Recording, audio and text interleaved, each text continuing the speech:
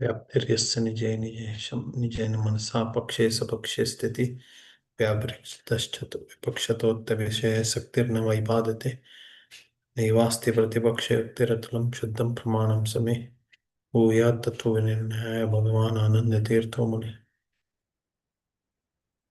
श्रीमदानन्दतीर्थार्य सन्मनस्सरसि भुवि अनव्याख्यानस्य निजे निजेशं निजेन मनसा पक्षे श्रीमदानंद तीर्थार्य सन्मनस्सरसि भुवि अनव्याख्यान नलिने चंचरी गति में मनः सनातनम रूपम इहोपदर्शयन् आनंद सिंधु परित प्रवर्धयन् अंतस्तमस्तोम हरस्स राजताम चैतन्य रूपो विदुदद्भुतोदय.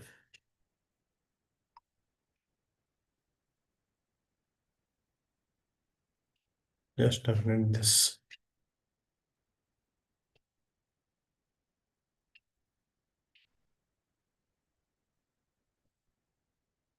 Zoom is creating some issues. Please bear with me for a moment.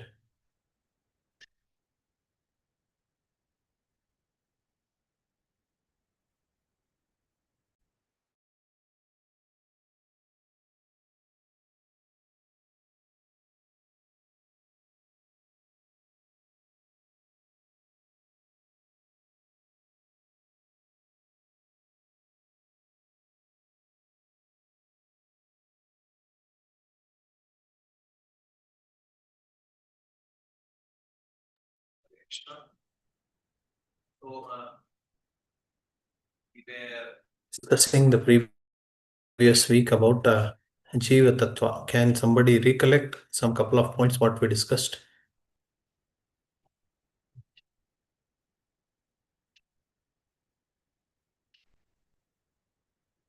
Prabhu, we discussed about the doership of the soul, the independent nature of the soul, with how much he is independent and what are the things that he can control. Jiva, what is the lakshana of Jiva?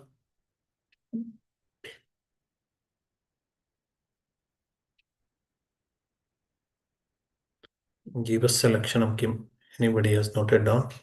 Anu chaitanyatvam jiva lakshanam. Yes, correct. Anu chaitanyatvam jiva lakshanam. So the Jiva is Anu Chaitanya and it is 10,000 of the tip of the hair. And among all the different conscious entities, there is one special Jiva, which is called Parmeshwara Supreme Lord. He is different from others. That also we saw. And in that we discussed about Jiva Kartritva, whether the Jiva is the doer or no. And where does this discussion come from? Which are the pramanas in Shruti for the two pakshas, whether the Jiva is doer or not?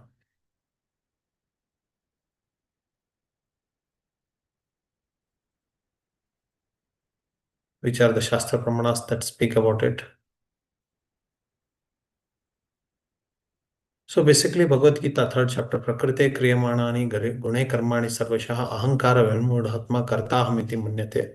So it's the three modes that are acting, and out of ego, the Jiva thinks that he is the doer.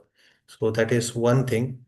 Then in 13th chapter, it says, Karya Karana Kartrutve Hetu Prakriti Ruchyate Purusha Sukha Dukhanam Bhoktatve Hetu Ruchyate.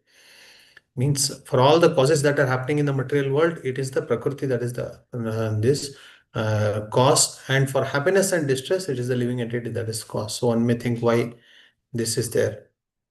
And for that, the Samanvaya is 18th chapter. Adhishtanam tada karta karanam cha pratak vidam vividascha pratak cheshta daivam chaivatra pancham. The body is involved, the soul is involved, the senses are involved, and the various types of endeavors by the human are involved, and ultimately it's the Daiva, the divine providence, the supreme Lord who is involved. So these are the 5 factors which contribute to the action.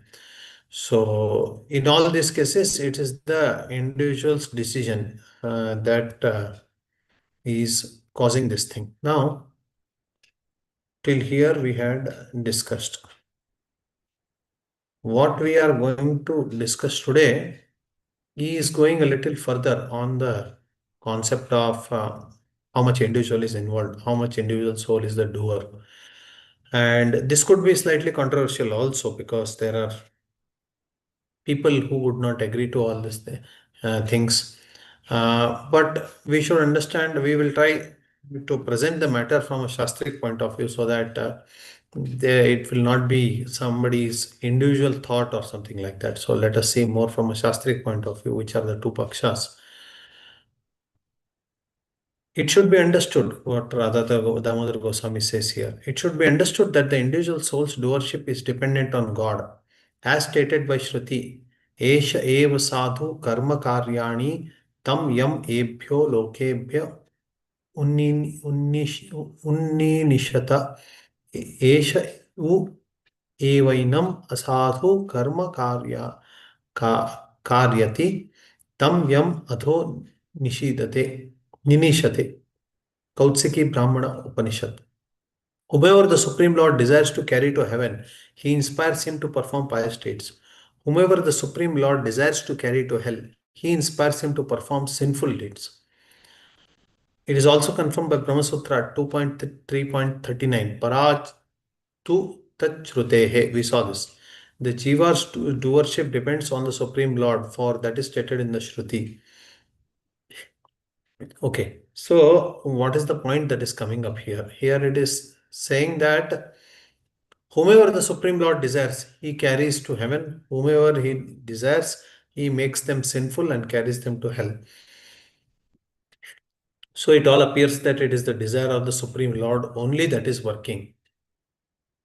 Now, it can turn off many people, saying, how is it that it is like Islam or Christianity? In Islam or Christianity, the idea is that anybody who follows our church or our mosque or our sect or our Bible, he is going to heaven forever. Everyone else is going to hell forever. You see, in Islam, there are Sunni and Shia and many other subdivisions. In Christianity, mainly Protestants and Catholics, but then there are many other churches within them also. And if you see the study the history of Europe and all, every church everywhere would think that whoever follows us is alone going to heaven. Everyone else is going to hell forever. So it would lead to people getting confused that what does it mean that uh, am I born destined to go to hell forever? For example, people who are not Christians, are they born in a way that they are destined to go to hell forever? So has God created a situation where some people only get exposed to a place for heaven, everyone else gets exposed to a place for hell? So that seems to be the indication here. So, whomever the Supreme Lord desires to carry to heaven, he inspires him to perform pious deeds. Whomever the Supreme Lord desires to carry to hell, he inspires him to perform sinful deeds. So, is it like that? We have to understand it. In the Brahma Sutra 2.1.34, it is clarified that the Shruti statement reveals that the Lord is the indirect cause for jivas attaining the status of devatas, etc. The Lord considers their karmas while doing this. See, this is the important thing we should understand. So, whatever destination one reaches, either he reaches the higher destinations of heavenly planets, or he stays in the humanly abode, or he goes to the lower species of life, or in hellish conditions, it is definitely the Lord who is sanctioner for all this. It's definitely the Lord who is approving all this, because without Lord's approval, nothing happens. However, Lord considers the karma of the living entity before approving this. So that is a very important thing, that the jiva's karma also plays an important role. Now, there are two extremes. One extreme thinks that it is just because of birth in a particular condition, or just because of having accepted a church or a school of thought, that we are going to be delivered forever, and not accepting that particular school of thought, we are going to be doomed forever. That is one extreme. There is another extreme also, which we have to understand. The other extreme is that uh, without any of this, without any effort of any church or any school or any scriptures or anything, just that we are going to go to we are going to the ultimate destination forever. Means on one hand, it is the karma, on the other hand, it is just that my own effort, I am going to achieve it. So it is not, there are five causes of action. So we should not misunderstand that just by my own effort, I will achieve the topmost destination.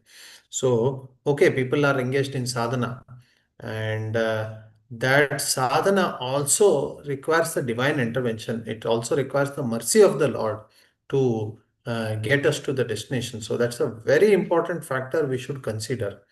Not considering this important factor, many people think that, okay, I have taken initiation or I am chanting 16 rounds, I must be going back to God. So the word back to Godhead has become very cheap in present day society. It is something like everyone can go back to Godhead, but real purification takes a lot of time. And that is the point mentioned here, that the emphasis on God, whatever, whomever he desires to carry to heaven, whomever he desires, he carries to lower species. Accordingly, he inspires. The idea here is that it is the Lord who is the final decision maker. So our efforts are there, but really there should be a lot of purification and lot of effort from, I mean, the lot of mercy of the Lord is very much required. It doesn't happen so smoothly. So this is one thing we should understand before we proceed further on this. Now,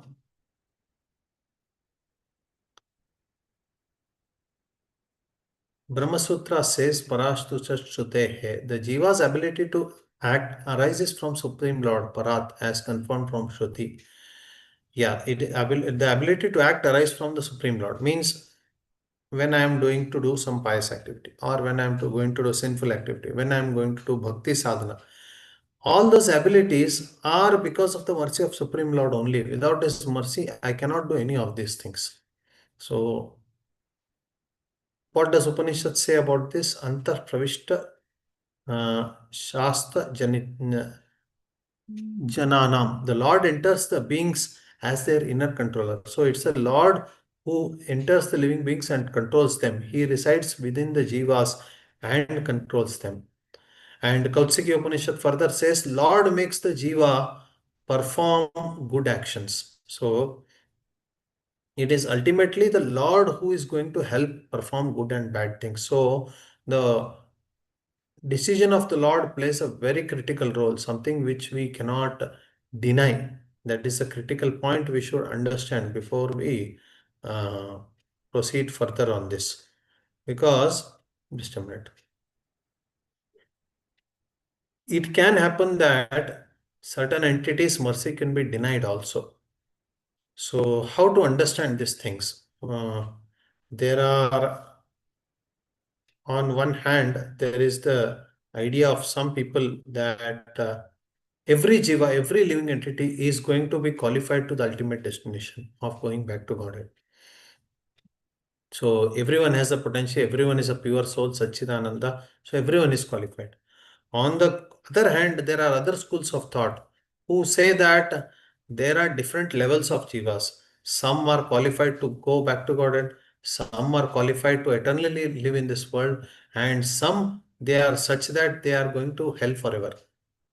So that type of jivas are also there. So some schools of thought prophesize this theory also.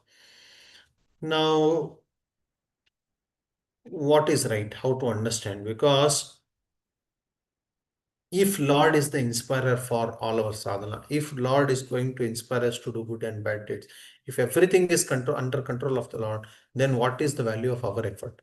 It's all happening by the divine only. Correct. So now let it happen. So some people take this to understand that, okay, let it happen whenever the Lord desires. That is when we'll perfect our lives. If the Lord is interested, He will take us back. Why we have to worry about it? On the contrary, the effort people, I call them effort people, the people who say that they are going to go back by their own effort.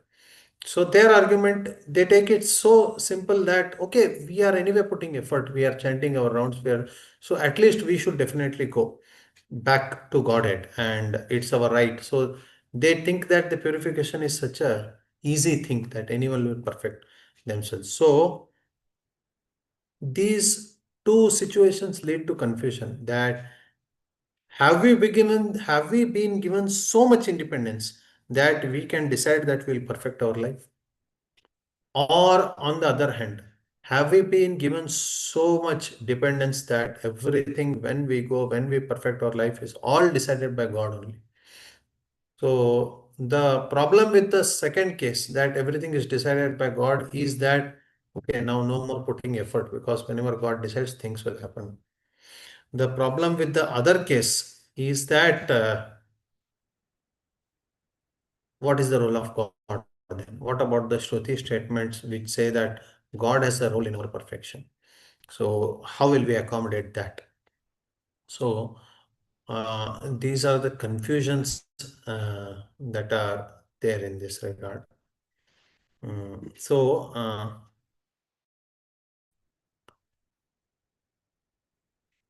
Here there is given an analogy of rain. Lord is like the rain, the general cause. The jiva's karma is like seeds, determining the type of fruit result. Without rain, seeds don't sprout. Without seeds, rain sprouts no variety. Rain produces no variety. So uh, there is a rice seed, there is a wheat seed, there is a vegetable seed. There are so many varieties of seeds, all are thrown on the ground. When rain falls, they sprout, and each of them give different varieties of, each of them produce something different. It's not that mango seed produces apple or apple seed produces banana. Each of them produce different. It completely depends on the variety of seeds. Now, just because varieties of seeds are sprinkled, if there is no rain, then nothing can come up. So, Lord uniformly showers mercy on all, but it is the seed that matters. It is the type of living entity that matters, what it takes from the Lord, how much mercy it takes. So, that is the effort from the living entity side. So, Lord Himself is always putting efforts to uplift the living entities. First, He puts efforts by creating the material world. Creation of material world, the purpose of this is to free the people from repeated cycle of birth and death, because the rebellious souls, they don't want to be in this world. I mean, they should not be in this world, but they are suffering here. So some facility has to be arranged. Why the prison is arranged? So that the prisoners, first of all, perfect themselves, they get trained, and they start living as good citizens. So that training, prison house is made. Similarly, material world Lord makes, He puts so much effort just so that the living entities perfect their life and go back to Him. That is one thing. Then He doesn't just create the world and sit. He sends the Shastras, Vedic literatures. Then apart from that, He sends saintly persons who preach the message of the Vedas. Apart from that, He Himself comes and performs divine pastimes which are being performed in the spiritual world. He replicates all of them in this material world, so that people see that and get attracted. So, so much effort is going on from Lord's side to uplift the souls. It's not that Lord has just left the jivas to be on their own. He is indeed putting an effort. At the same time, He doesn't interfere with the jiva's adamancy to reject the Lord, or jiva's interest in accepting the Lord. So the original jiva also has his nature. What type of nature? Now, Bhagavad Gita, we discussed that Ishvara, Jiva, Prakriti, Kala, Karma. These are the five factors which are involved. Among them, except for karma, everything is Anadi, Ananta. It is there from ever, and it will last forever. Karma is Anadi, but it has an Anta, it has an end.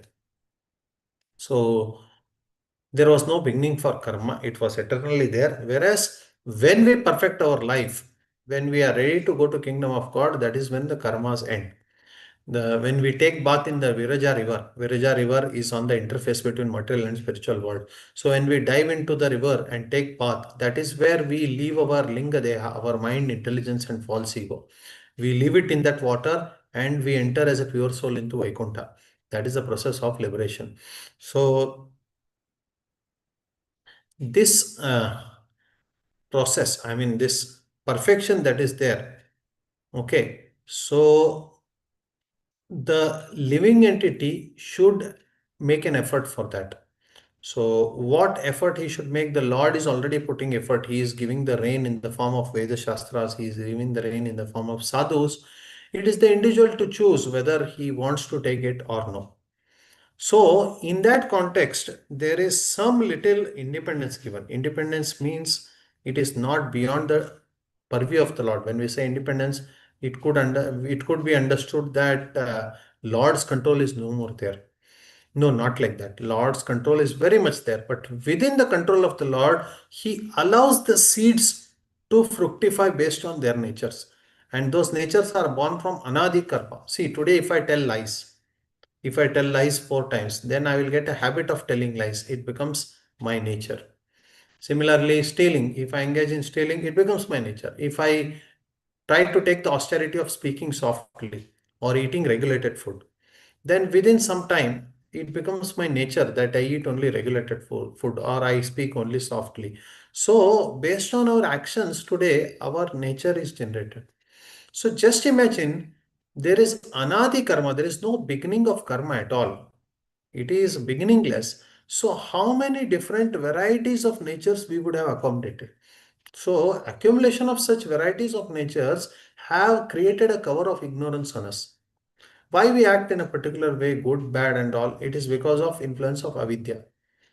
Avidya has covered our intelligence, avidya has covered our soul, and because of that, mind, intelligence, and ego act, and in this way, we are behaving in a particular way. Mind, intelligence, and ego, they inspire the senses, or the senses inspire them based on our level of ignorance. And in this way, we act in a particular way, rebellious of God. Correct. So now this avidya is so covered. There are different levels of covering. One is Bhagavad Gita speaks about smoke covered by fire. Then second level is mirror covered by dust, and third level is embryo covering the womb.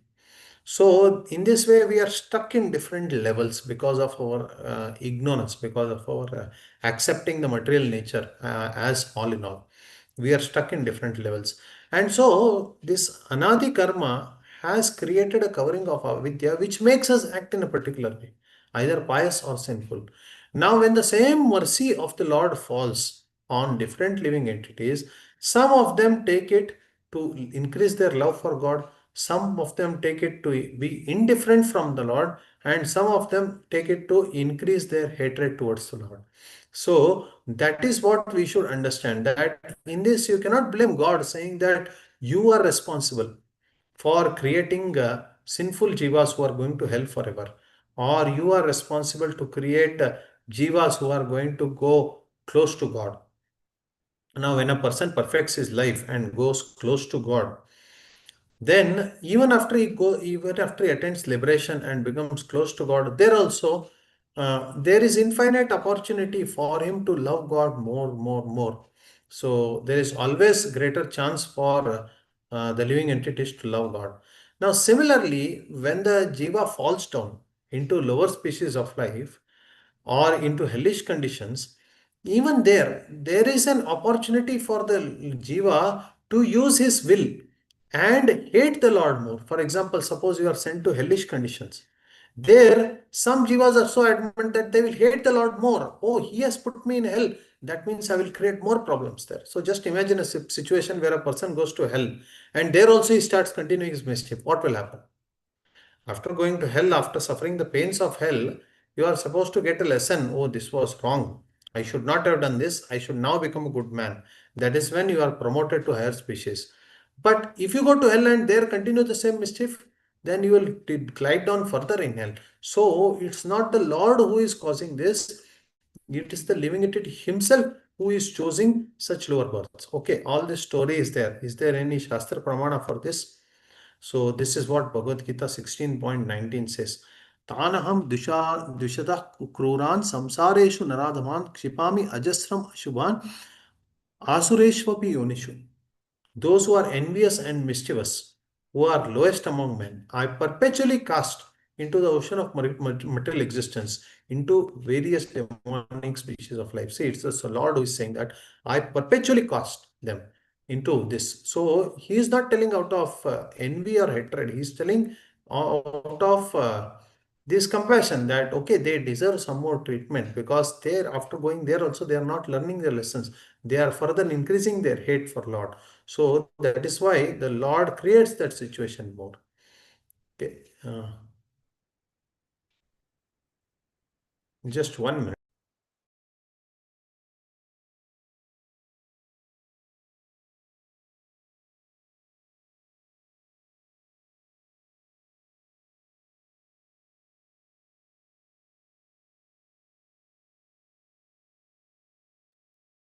So in the purport, Prabhupada says, in this verse, it is clearly indicated that placing of a particular individual soul in a particular body is the prerogative of the supreme will.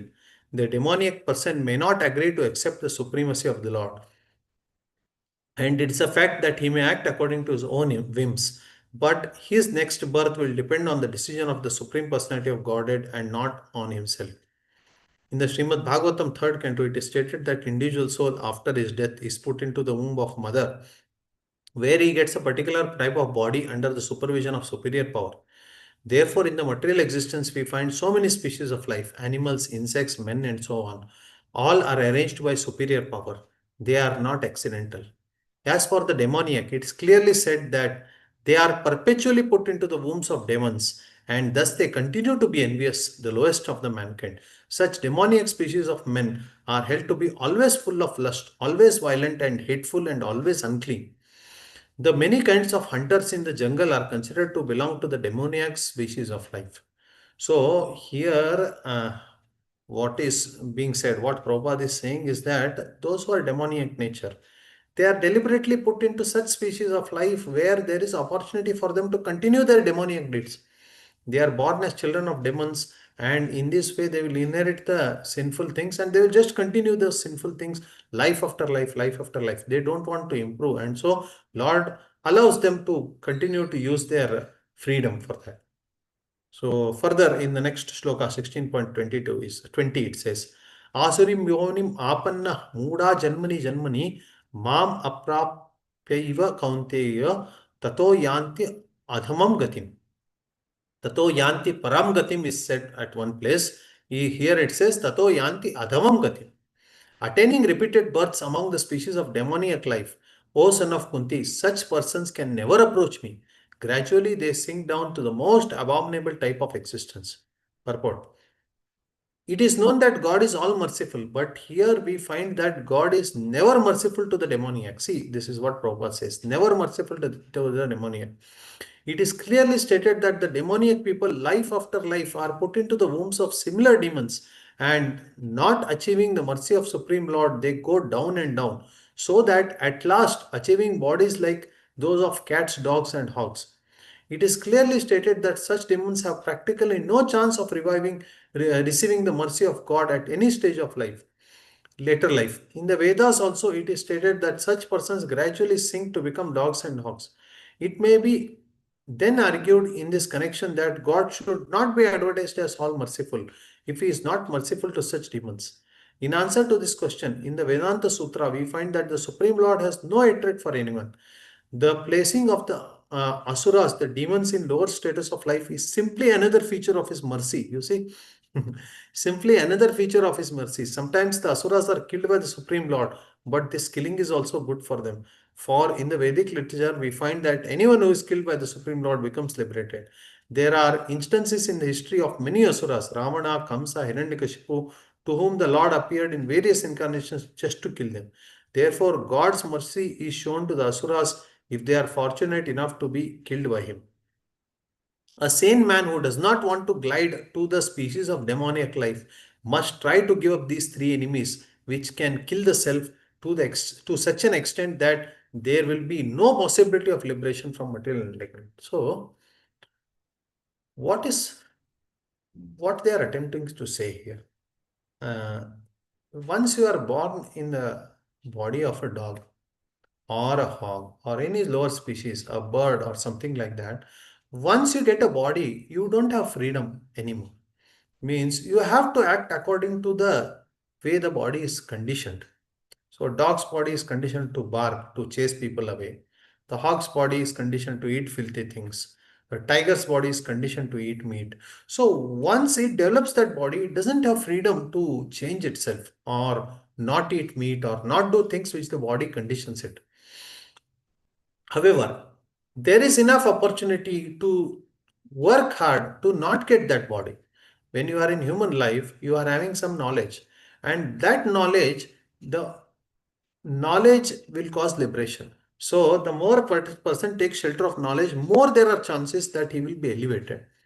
Whereas in the ignorant species of life, that knowledge is not there, and so degradation chances are more. Now, when that knowledge is there, if you don't take advantage of it, then what happens is a person is cast in lower species where freedom is not there. Then you have to act according to condition, the conditioning that the body demands. So here, if you act in a way that you are demoniac, and if your nature is demoniac, then you will be perpetually life after life casted into lower species of life. Now, can you say the Lord is not merciful? No, it is His mercy, because you are hating the Lord, and the jiva, because of his anadi karma, has created that ignorance to hate the Lord. If he is put in a place where there are lovers of God, it is going to create a mess of a situation for his own self. He should be allowed to gradually take his lessons, whatever is necessary for him. And considering this, Lord deliberately keeps them in such hellish suffering situations, so that that is what they choose, that is what they want, and they will continue that. So this is what we should understand, that why this thing is there. This is a message for us that if we don't control lust, anger, and greed, three gates to hell, if we don't work on them, then we can reach a species of life where onwards there is no control. It is like a vehicle. Most of the accidents, why they happen? Once you're on a highway, you start driving, you start normally. Everyone starts with 10 speed, 20 speed, 30 speed. But when the vehicle takes a speed, the more speed it takes, the less the vehicle is under our control, because the momentum is doing the work.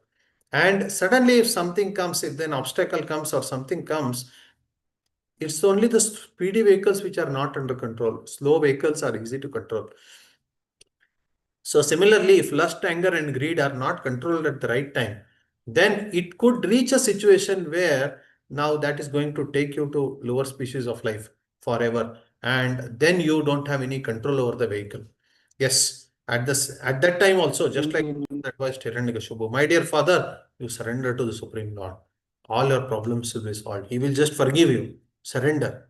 So definitely, if he chooses to surrender to the Lord, Lord will just forgive everything and give him an opportunity to perfect his life. But that soul, his nature is such that he is gliding down. So he will not be interested in surrendering. So when he is not interested in surrendering, Lord gives him opportunity. Okay, you continue.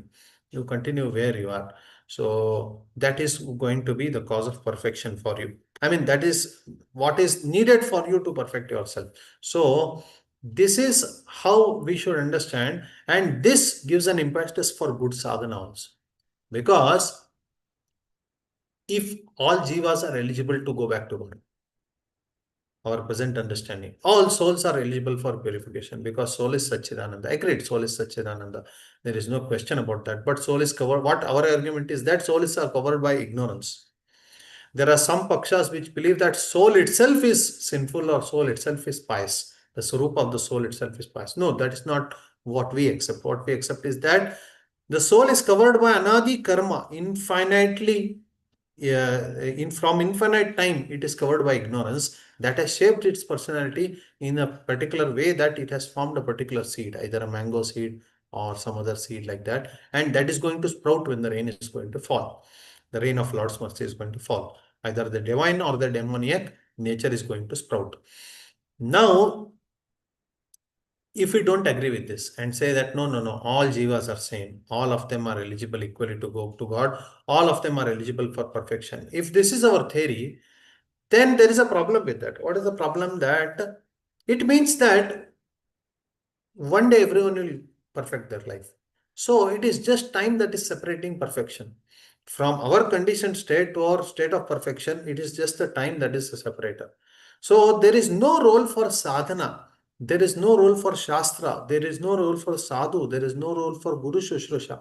these things are not, they don't have a role anymore, because it is just a time that is going to perfect us. So that is not the right understanding. Then there was no need of shastras, there was no need of gurus, there was no need of sadhus. All these things are there because the jiva has to put some effort for his perfection. So that is why these things are there. If these things were, if jiva had to not put any effort, everything was programmed on its own. Either your three types of souls, some are getting degraded, some are getting elevation, was programmed by the Lord, or we are all going for perfection, we are all pure souls, that is also programmed for the Lord. In either case, the Shastras would not have any role. So, Shastras will have role, Guru Sadhu will have role only when the Jiva can put some effort. So here, and again under the direction of Lord only, but the Jiva's effort matters a lot for his perfection. That is a very important point we should understand. So not accepting this, the schools that have not accepted this, the problem is that it has generated Sahajas who think bhakti is very easy. That I don't put any effort, I am just thinking on Krishna and I'm going back to Godhead. So on one hand, there are such schools which have generated Sahajas generation after generations, where they think we are Vaishnavas, we will go back to Godhead. So they made it bhakti very cheap without the need to for individual effort. So not accepting that our swabhava will also be there, we should better concentrate on our sadhana and perfect our life. It's not that we are all getting an honorary degree very soon. No, you have to put effort for your degrees and pass the exam. So that is the point that is emphasized here. Okay. Now, any doubts in this section? Any questions you can ask?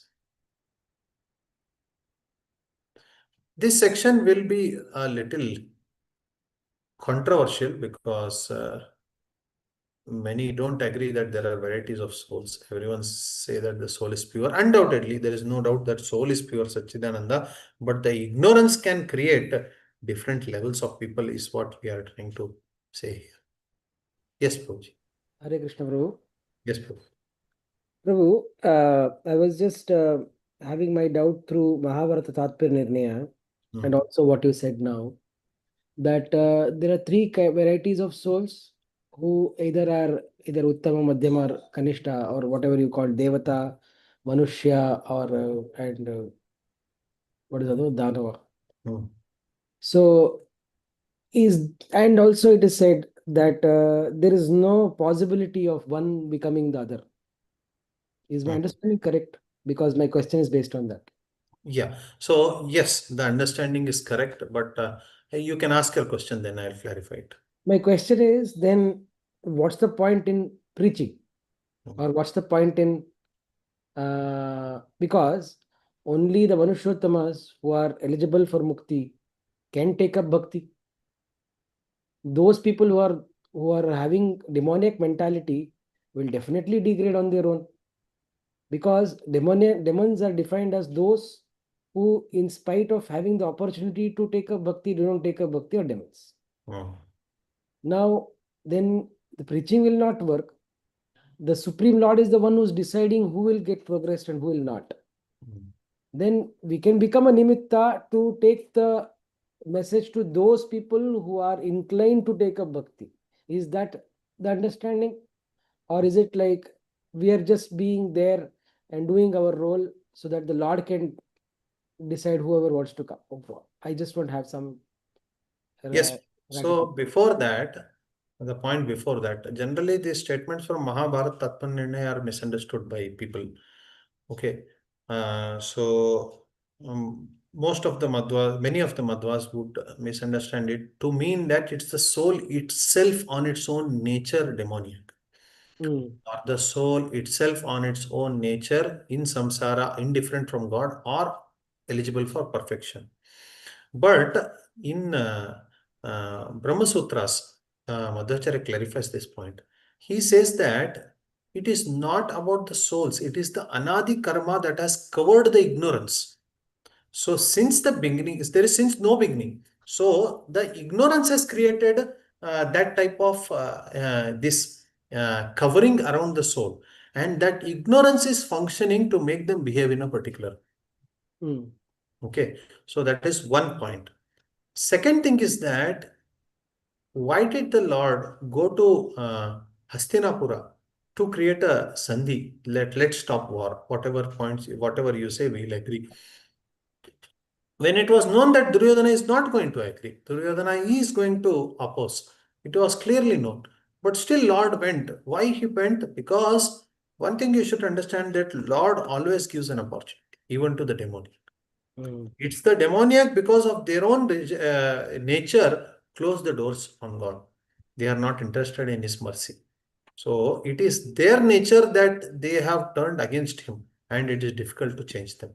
And Mm. Lord doesn't want to interfere and forcibly change them. Yes. So that is the understanding we can derive. Mm. So Okay. some say that after studying Mahabharata Tatparanya in this section, some conclude that it is Lord who has forced and created jivas with that nature. Mm. But as we have discussed earlier, that Lord has not created the jivas, or Lord has not created the Vedas. They are anadi, they are eternal. So they are always there, and always they are with this particular nature. So Mm. it's not that Lord created at a point of time and He made them like that. They are Mm. always with Lord and they are always having that nature. So that is how we can understand this. Um, yeah. Uh, I had another question which just sort of slipped off while we were answering. I'll just remember that. Yes. Mohan Radhapati Prabhu, you can ask your question. Hare Krishna, bro. Hmm. So Yes. the anadi karma, does it mean that the karma from the time we are in material world? Because anadi is unclear. Like Okay, now I have to open the box. Yeah, this is the question. Really, I mean, I was fearing that it will lead to the Jiva's origin kind of. No, okay, it's okay. So, I want to give a proper research document at the end, but now I'll tell you a little bit on it. I'll give some hint on it. So, anadi karma is interpreted by some as from the time we came to the material world. So, anadi from the time means beginningless from the starting time. So, there seems to be some logical fallacy in that because beginningless means there is no from this time, before this time, or after this time. So that would not be, the word would not be relevant if it was beginningless.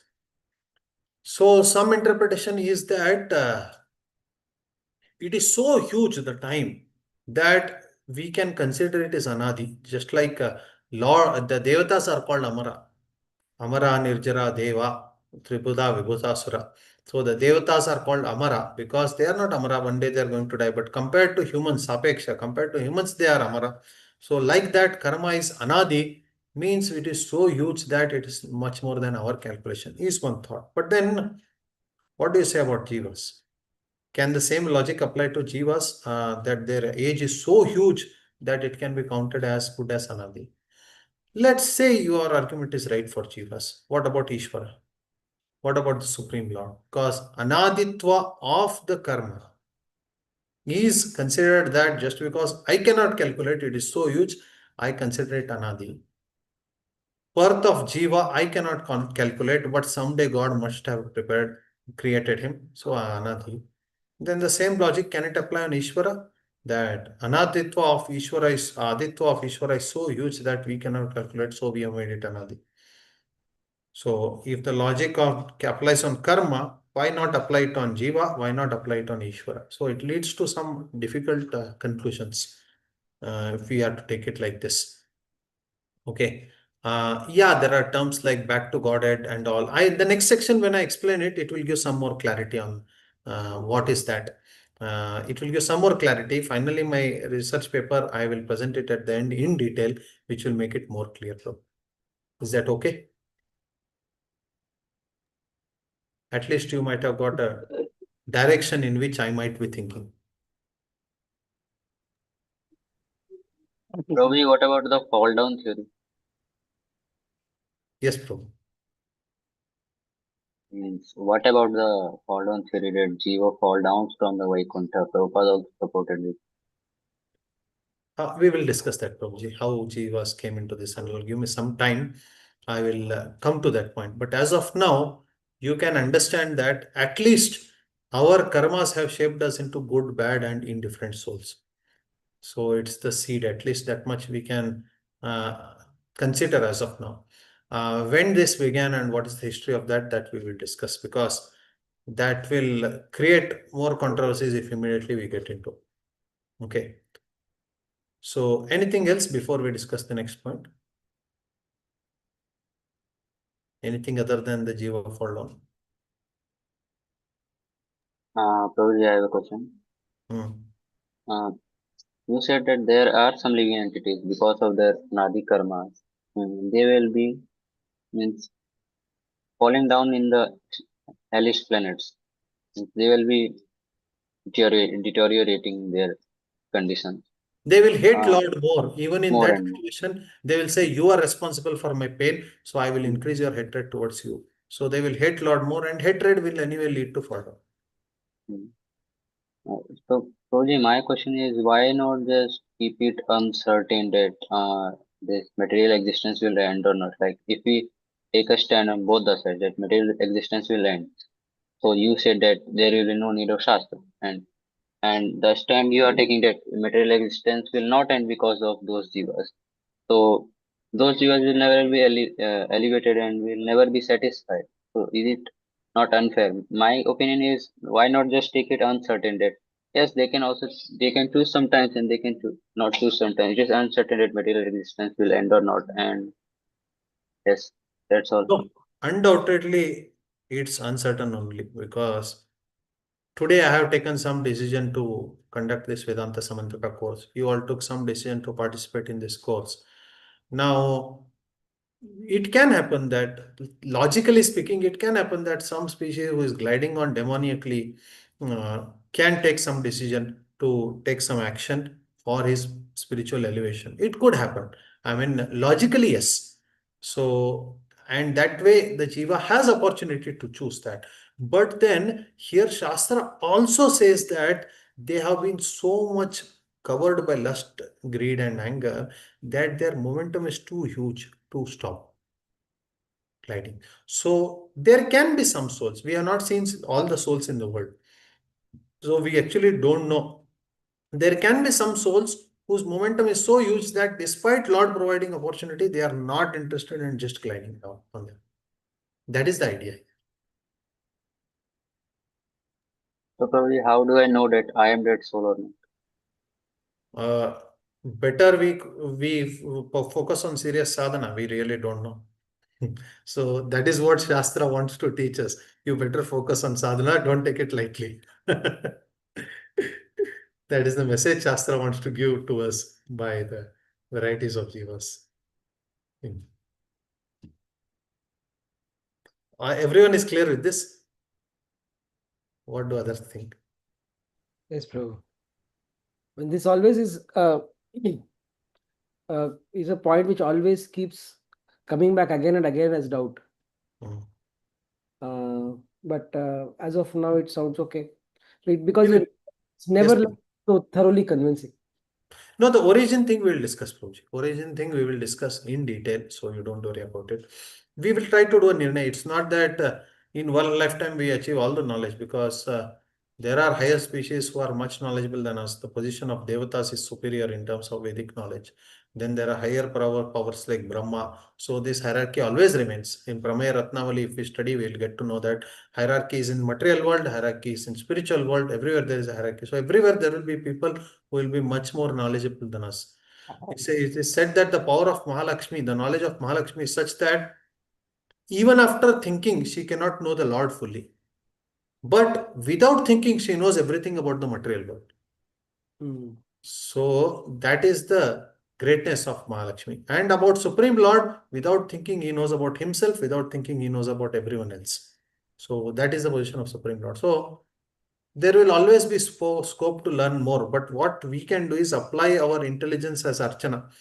Intelligence in studying Shastra is like Archana, just like we use our hands to do Arti, we use our hands to worship deities. Similarly, we use our intelligence to study Shastra in order to offer it to the Lord. So this would continue life after life. Another thought about this knowledge, one janma is not enough to learn, and different schools of thought.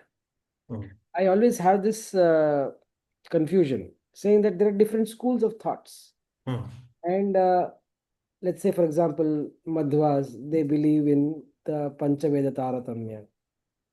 And then they say that Vayu is almost the next Brahma.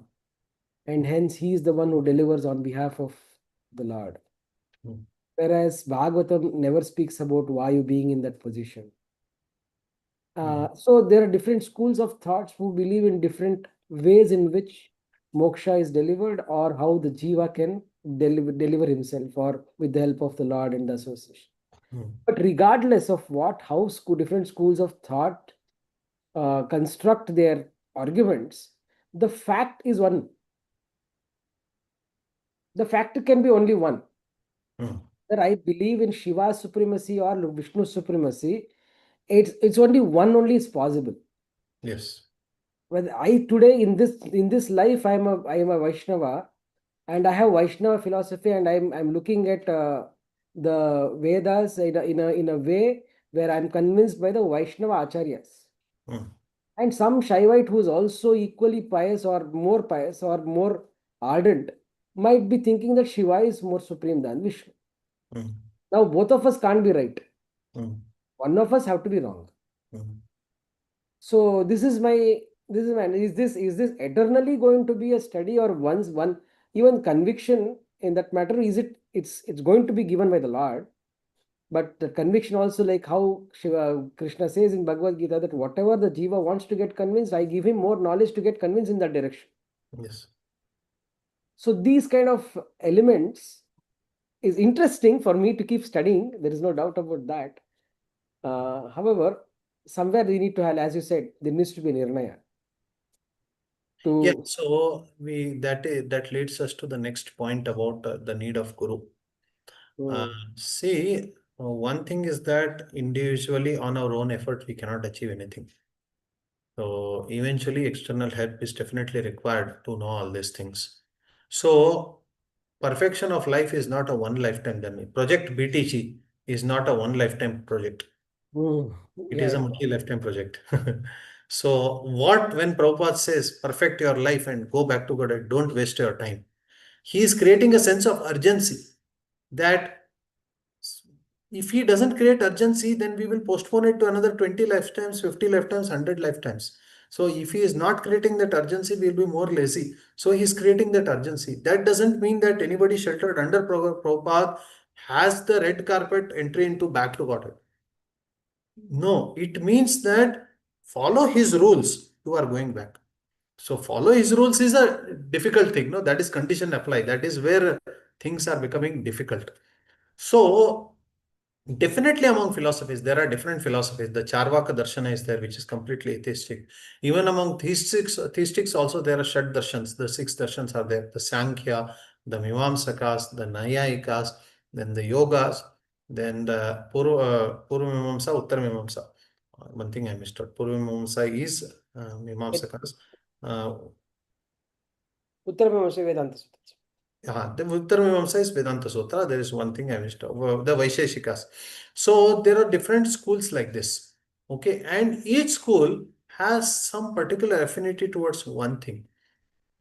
You see, the Nayayikas, their affinity is only on logic. They don't believe in Vedas. They don't believe in Guru, Sadhu, nothing. Okay, Guru is required, no doubt, to teach me. But ultimately, it is logic that is topmost for Nayayikas.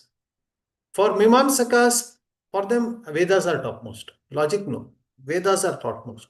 But where they are stuck is that we are not going to the sections of Vedas which reveal about absolute truth or what happens, perfection of life and all that is. They are not important. What is important is tell me the rituals that are to be done. So they are ritual affinity type of people. They are too much having affinity towards rituals for perfection. The yoga schools, for them it's the yoga tapasya, the sadhana, the yoga by which the consciousness is improving, and gradually meditation on the Lord is increasing. Now, definitely that is needed, but then it goes to the extent that the individual effort only is all in all, and the mercy of the Lord is somewhere missed out. So each of these schools except the Vedanta are stuck somewhere. The Sankhya, I will understand everything just by analyzing the elements. Just by studying the periodic table or the Vedic elements, I will understand everything in this world. So they are stuck there. They don't understand that the divine intervention to know things which are beyond this element is required. They don't understand that. Whereas Vedanta Darshana is the most perfect Darshana because it uses all these tools. It uses the analysis of elements also. It uses the yoga also. It uses the Purva Mimamsa Veda Apurishatva also. It uses the Tarka of Nyaya also. But its central theme is that my goal is to understand absolute truth. Whatever necessary to use that, I am going to use. That is the stand of the Vedantis. So definitely there is something which is more perfect and something which is less perfect. That is anyway there, and even Shastras hint at that. So based on the level of sincerity of the living entity, they will be given opportunity. When we say demigod worshippers, they will go to the planet of demigods. Definitely they will go to they will worship, they will go to the planet of demigod. But somewhere in this process, at least they are following Vedas. To worship Kali, to worship Durga, to worship Ganesha, at least they are following Vedas. And in this way, by the following search of Vedas, somewhere they will one day bump into what is that? Vedanta. That is the idea with which they are given this exposure. Yeah, I understand that. Hmm. Thank you, Prabhu. This, this one point I will cover. It's a small thing, but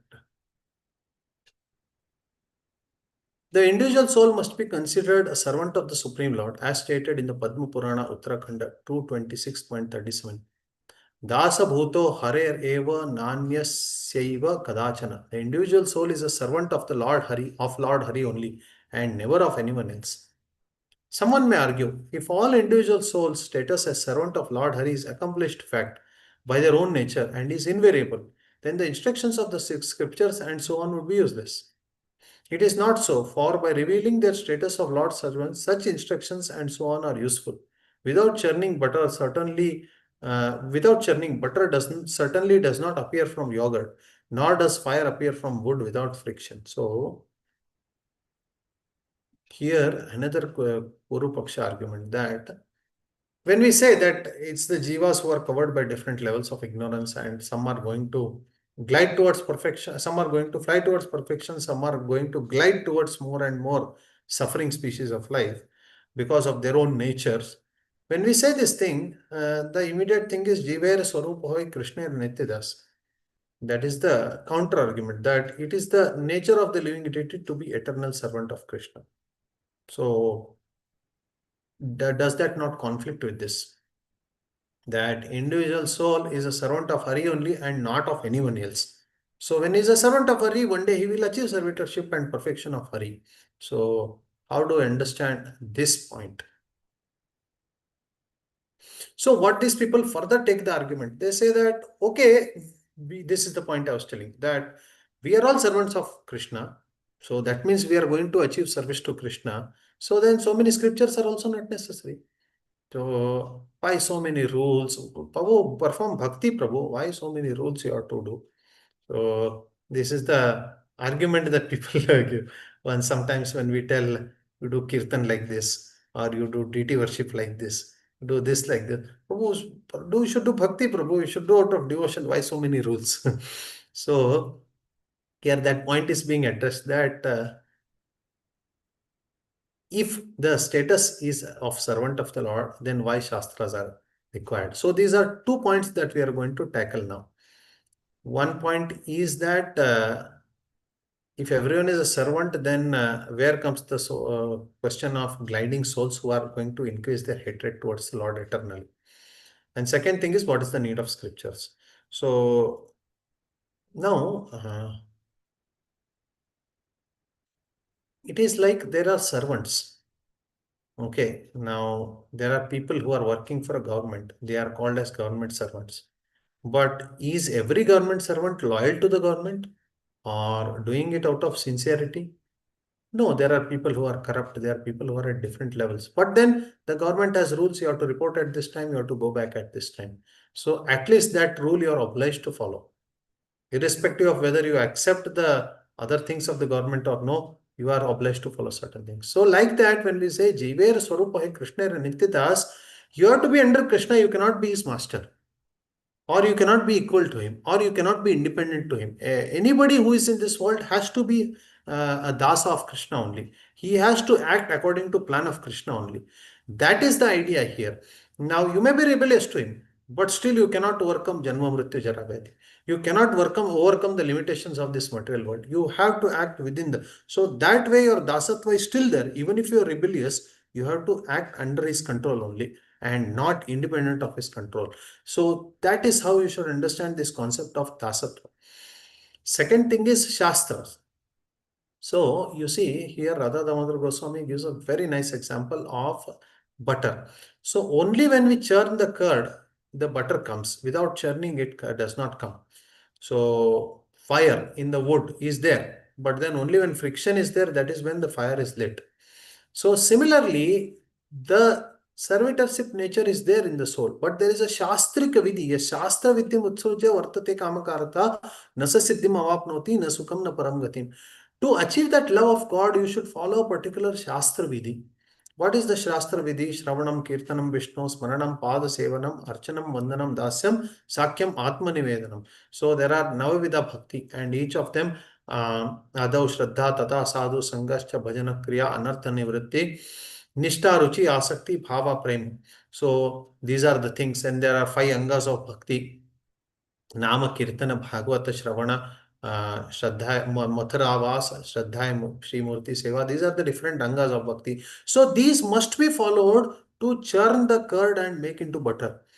Without following this, without following the Shastra Vidhi, if you think that we can become devotees, that is not going to happen. Then we will be landing somewhere as Sahajiyas who want to take bhakti very cheaply. That is one thing. And second thing is, it is those souls who are really covered by so much ignorance, they will take up to such Sahaji ideas where they are again trapped by Maya.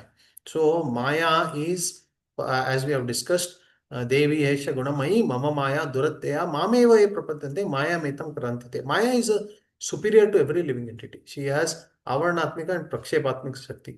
Normally, she covers the living entities so that they will always be in ignorance. When the living entity puts effort to come out of this, then she will apply the Prakshepatmika Shakti. She will throw them back again to this world by giving them some attraction, giving them some pralobhana. So now, those souls who fall, it is easy to fall trap of Maya. When we think that without Shastras are not so important, or rules are not so important. Anyway, we are having love for God. Anyway, we are having bhakti. All those things make, what is that? They are traps set by Maya at different stages for those souls who are really not qualified enough to go back or perfect their life. So such souls get trapped and again they fall back.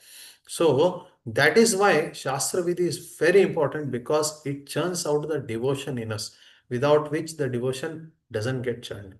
So that is one more point that is addressed here. So these 2 points are clear. Any questions in this?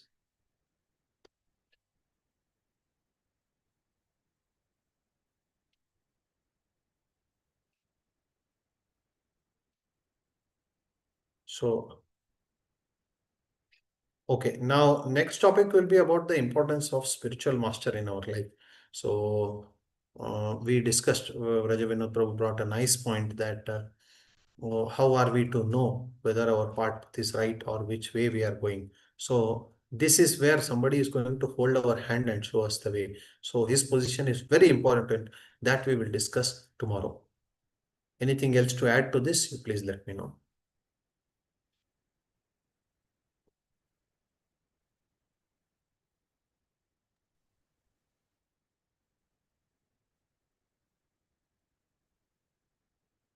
How did you find the notes? I'm trying to make some notes out of this.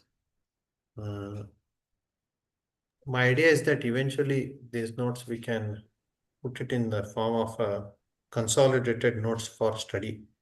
or maybe we could Very print it helpful. also. Very helpful.